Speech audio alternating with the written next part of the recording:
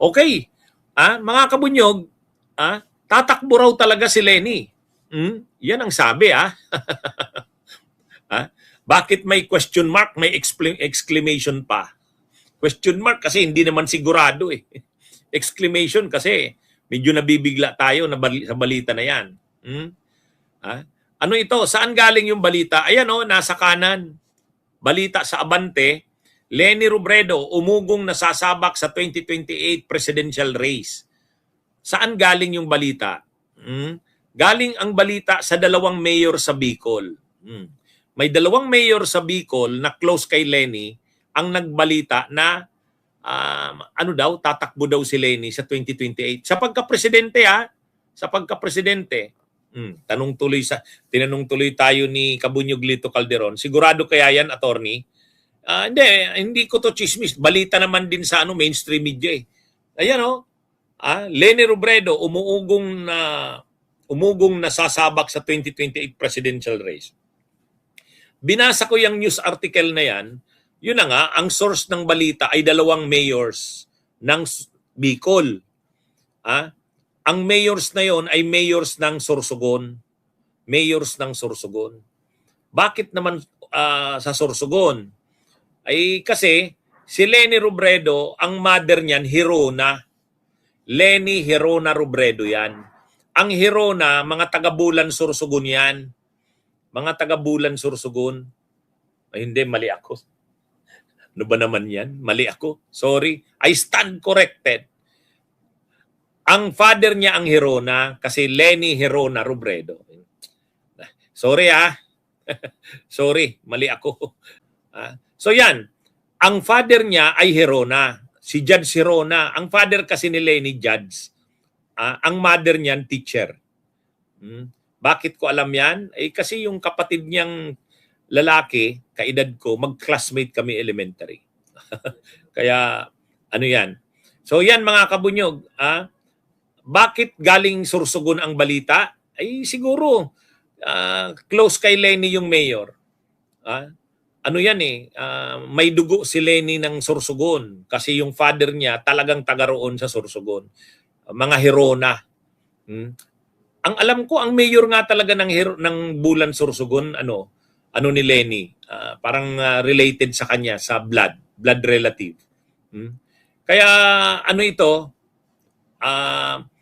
ito mga kabunyog, sabi diyan sa balita na yan, may dalawang mayors ng Bicol, taga Sorsogon, ang nagsabi, tatakbo daw si Leni sa 2028. Kaya naging laman ngayon ng mga balita yan. Naging laman ng mga balita. Anyway, ang oposisyon naman, magliberal, mag-akbayan, ang mga oposisyon, gusto naman talaga na ang tumakbo si Leni. Gusto naman, kahit yung binuong grupong Risa na, yung para kay Risa, malinaw naman dun sa grupo na yon na naghahanda lang si Risa, just in case na hindi tumakbo si Leni, handa si Risa, natanggapin yung hamon na siya ang maging pambato kung siya ang mapili. Pero kung si Leni ay tatakbo na president, magpaparaya si Risa. Malinaw naman yun. Kaya yung mga nagsasabi na yung ginagawa daw ni Risa ngayon na nag-o-organize na nung Risa na divisive daw yan sa oposisyon, hindi naman. Divisive kung lahat gustong tumakbo, ayaw magparaya. Yun ang divisive. Pero sa case ni Risa, malinaw naman ang stand niya.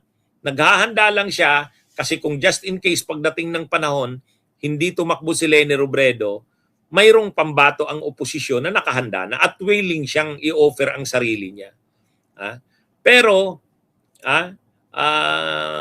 itong si Leni, siya ang kinukumbinsi ng marami, hindi lang actually ng oposisyon.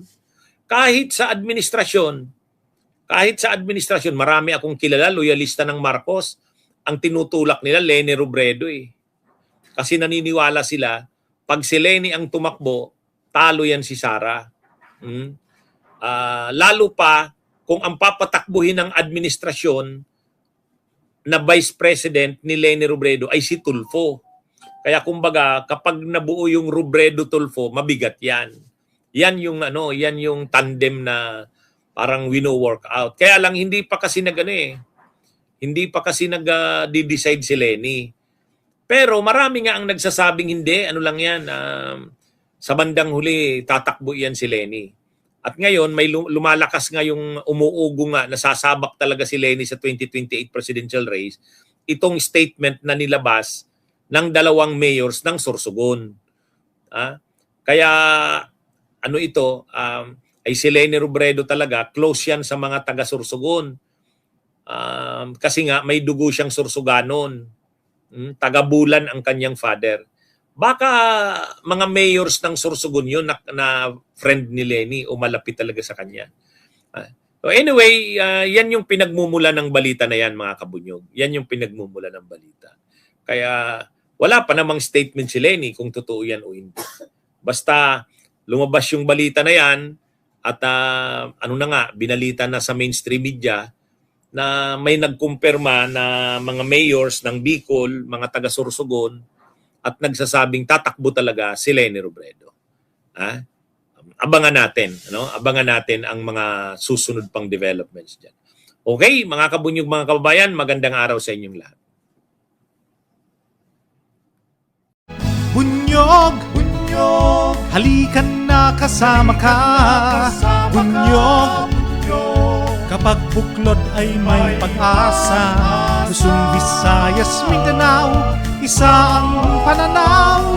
Sa bagong Pilipinas ang bunyog isisigaw. Bunyog, bunyog, bunyog.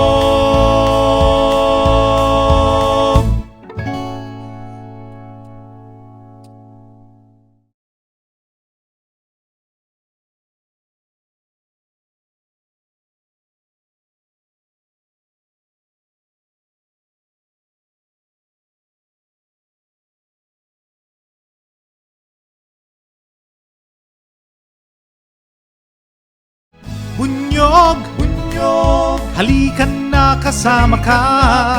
Bunyog, kapag buklod ay may pag-asa. Luzon, Visayas, Mindanao, isa ang pananaw. Sa bagong Pilipinas ang bunyog isisigaw. Bunyog.